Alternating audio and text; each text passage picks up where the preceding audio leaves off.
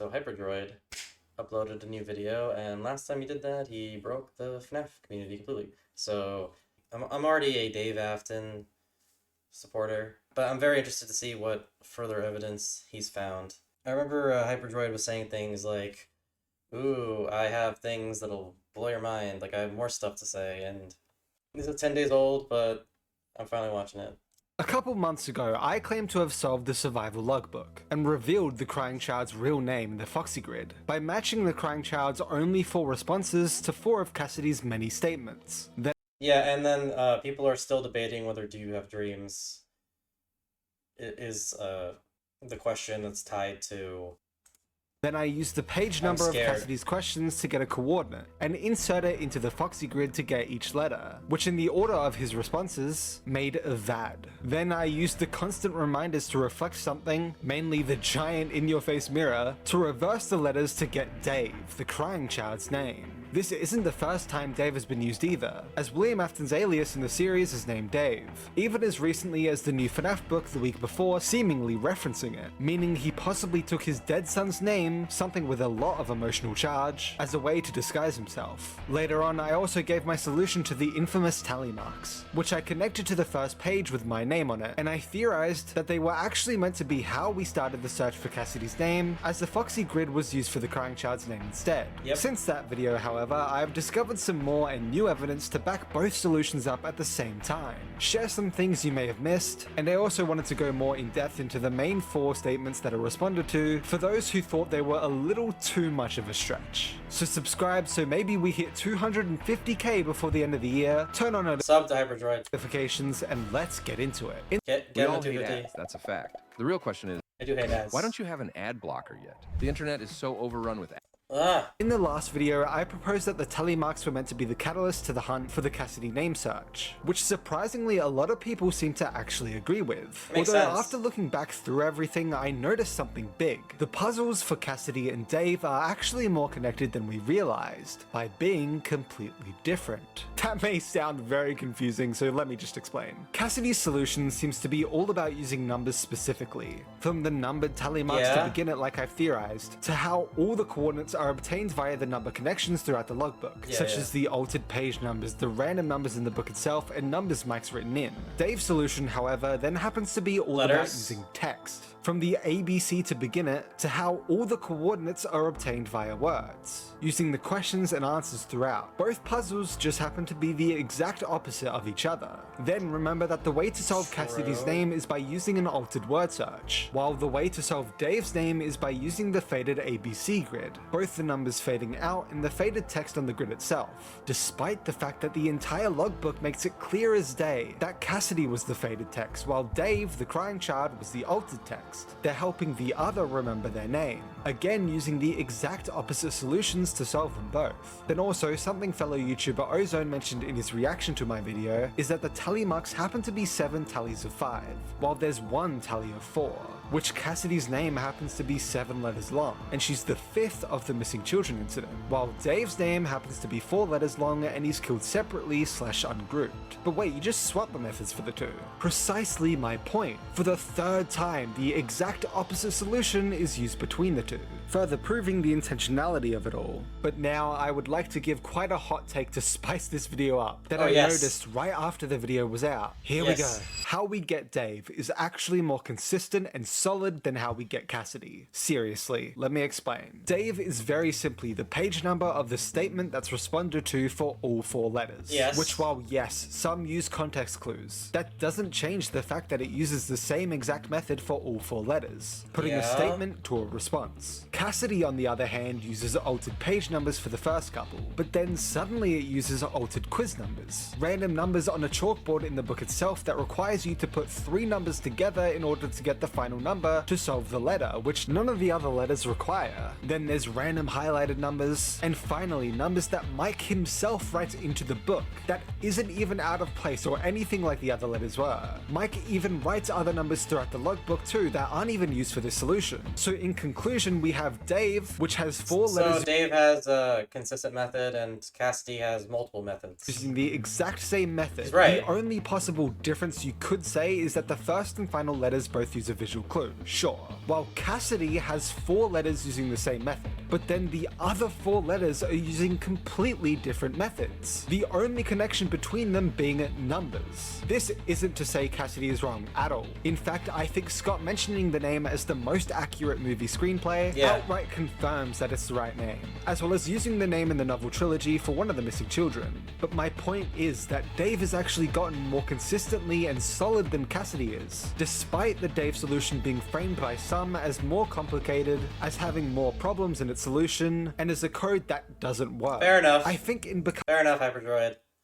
That's a good point. You're calling people out. Okay, I'm not calling people out. But... becoming so used to Cassidy being solved, we've forgotten what the mix and matching path to get to it actually was in the first place, as well as how some parts of it were literally just guessed after trying and failing multiple things, including the whole final put it into the word search grid solve itself, which had no hints towards it and was just tried since the Foxy grid was coming up with nothing. In fact, upon comparing the two and looking for any more connections, something that I noticed that I can't believe I missed the first time, which I just mentioned, is that both of these puzzles just happen to be completely fine for most of their solutions. But then suddenly, for both of their final letters, they suddenly and out of nowhere require Mike's input to help. For Cassidy's, it's Mike's 811 that he writes to get the final correct coordinate, while for Dave, it's Mike's nightmare drawing to get the correct answer for the correct coordinate. Both puzzles quite literally end in the exact same way, reflecting each other again. Wait, that's so important, and everyone missed it. Even I did. Both solutions for both names,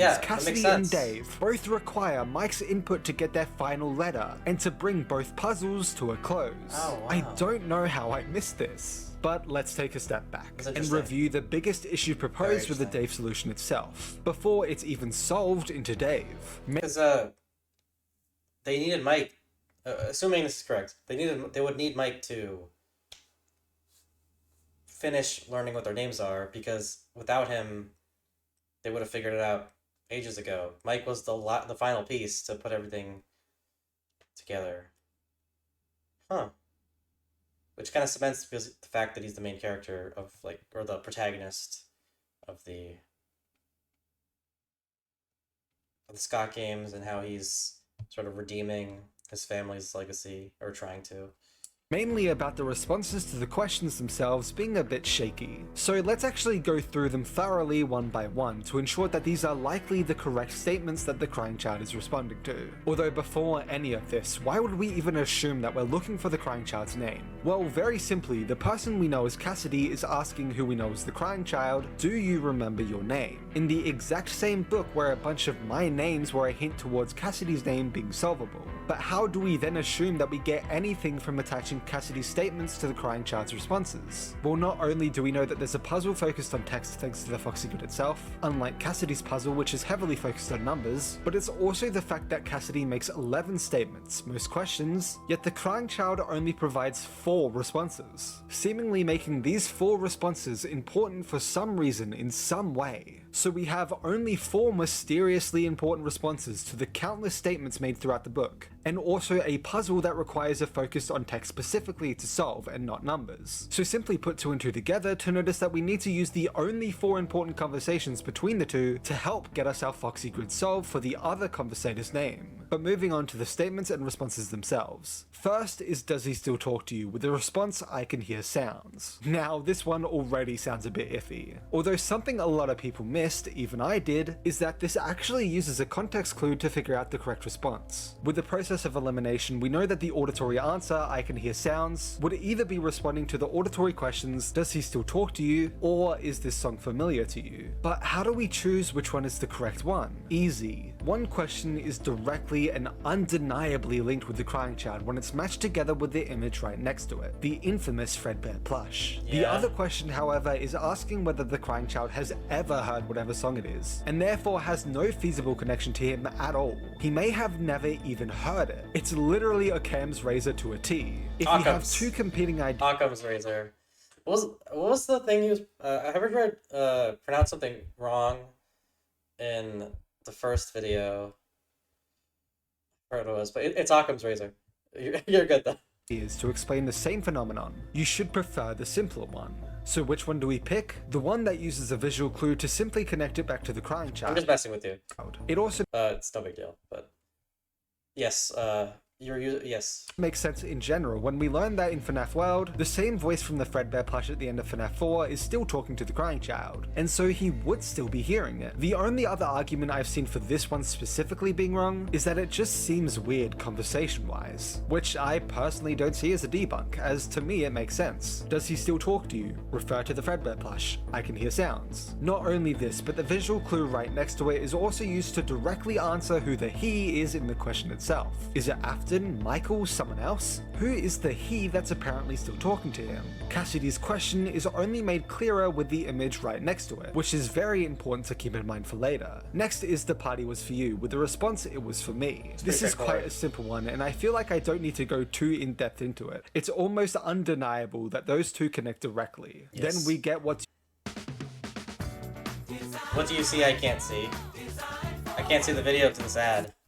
you see with the response I can't see. Yeah. Again, another simple one that is almost undeniably connected, although this one actually also includes a context clue if you're somehow not sure, which, like the Fredbear plush, just happens to be right next to the question itself. Then finally we have do you have dreams, with the response I'm scared. This is the big one, and what this entire theory depends upon. Although I personally think it's actually quite easy. Just like the Fredbear plush and I guess the mirror, in order to link it with the crying child and to get the correct question, you simply use the in-your-face image of Nightmare, which just happens to be right next to the question itself again, and just happens to be classified as a dream instead of a nightmare, just to get the point across even more. Under the perspective of a puzzle maker, that in itself is a very direct that's and something clear important to visual think of, is when they were making the book, they were trying to put puzzles in, so even if to some it comes off as unnatural, maybe it's not necessarily true that the people creating the book were thinking of that as much as trying to put as much imagery into the page that would lead the reader to the correct answer. Provided for us to put the question together with the image, to get the final and seemingly correct corresponding answer, I'm scared. To me, this is actually very simple, with almost no complication needed. I get you may think it's weird to use a context clue, but the Fredbear plush actually does the same thing to ensure that you get the correct question, and this clue specifically had two entire Also, the games literally do this. Pages to be drawn on, as well. Yet it just happens to be drawn literally right underneath the question itself. If Nightmare was on the other page, sure, it's more stretchy, but it's right underneath it to put it all together. Do you have dreams? Refer to the nightmare imagery. I'm scared. Cassidy's question is only made clear and connected with the crying child by using the image right next to it again. The start and end of this solution both It also doesn't fit with any other questions. That's part 2. Use a visual clue. Also, if you think it's odd because it uses Mike's input for the final letter, like I mentioned earlier, that just happens to be the exact same thing that happens for Cassidy's final letter too. The two puzzles mirror each other. Then finally, What if crying child only responded because Mike clarified the question? Like, he wouldn't have answered the question otherwise. after you have all 4 letters in the order of Crying Child's answers, you use the countless mirror/reflection hints throughout with Evad to get a perfectly ordered and spelt out Dave. This is the biggest part of it to me. There's absolutely no brute forcing letters around required. I think everyone missed that. You literally don't have to force a single letter into place or switch anything up. It just perfectly becomes Dave in the correct order. Again, this mirror is right next to where we solve Cassidy, which I think is huge. Both names are solved right next to each other. Actually, it means the 5th MCI is named Idisak. Making this, I think, the 5th example of these two puzzles being directly connected to each other in some way. Honestly, if there's 999 failed attempts at this puzzle, and one attempt actually works but just requires a little stretching, although when combined with the visual/context clues shown directly to us, it's actually no longer a stretch, it seems like that one working solution might just be the right one. Especially when there is literally But Hyperdroid, I've always called it this name, and I don't want to change my opinion because I've already headcanoned it. What do I do now? no proposed alternative.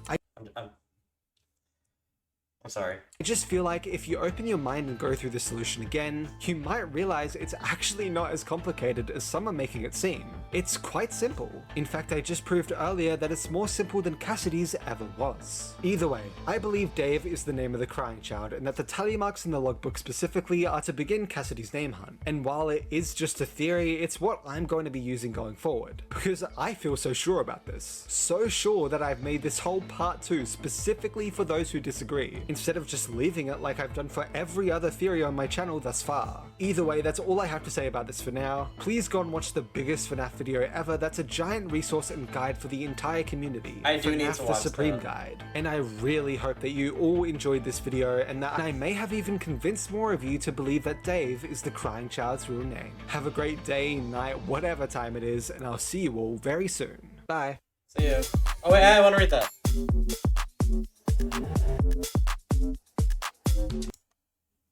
Day, night, whatever time it is, and I'll see you all very soon. Bye.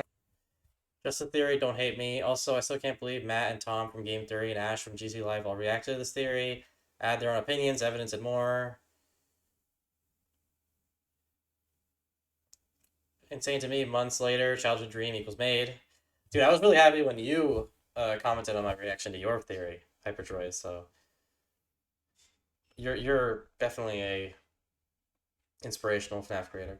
Also, part 2, I don't know if you can tell, but I'm trying to make these videos as best as I possibly can quality-wise. Oh, no, I noticed it. It's way better than mine. Part 3, I don't know what I want to add here. Whatever. It's fine. Thank you all so much for everything. No, thank you. That was great. Oh,